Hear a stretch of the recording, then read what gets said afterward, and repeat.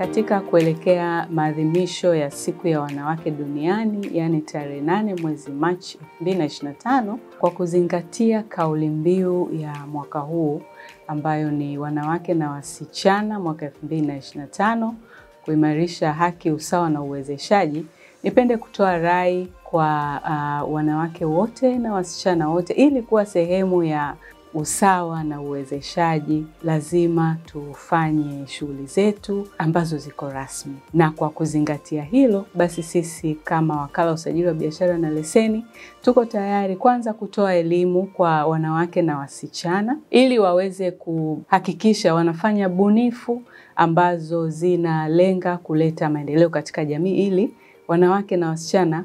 tuwe sehemu ya uwezeshaji, tuwe sehemu ya maendeleo. Katika kufanya bunifu ambazo tunazifanya katika shughuli zetu mbalimbali, tuhakikishe bunifu hizi basi zinalindwa, na zinalindwa kupitia BRELA, kwa maana ya kwamba zinapokuwa zimelindwa, zinatuepusha na ujangili ambao unaweza kufanywa katika bunifu ambazo tunazifanya, na kwa sababu bunifu ambazo zinafanywa na wanawake na wasichana, nyingi zinachangia katika kukuza uchumi na uwezeshaji katika jamii.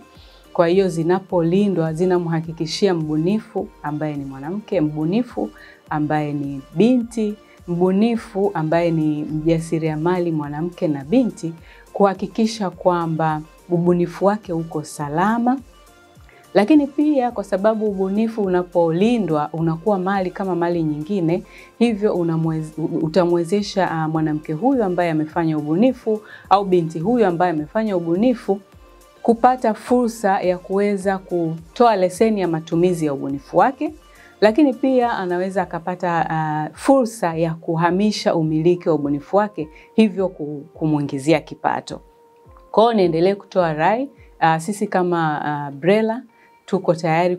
na tunaendelea kufanya juhudi mbalimbali kwa ajili ya kuhakikisha mwanamke na msichana anakuwa sehemu ya uwezeshaji na anafikia fursa mbalimbali katika jamii, na sio tu kuwa msindikizaji, na kwa kufanya hivi anakuwa sehemu ya kuchangia maendeleo ya jamii. Karibuni sana BRELA, na sisi tuko tayari kuwafikia wanawake na wasichana popote pale walipo. BRELA.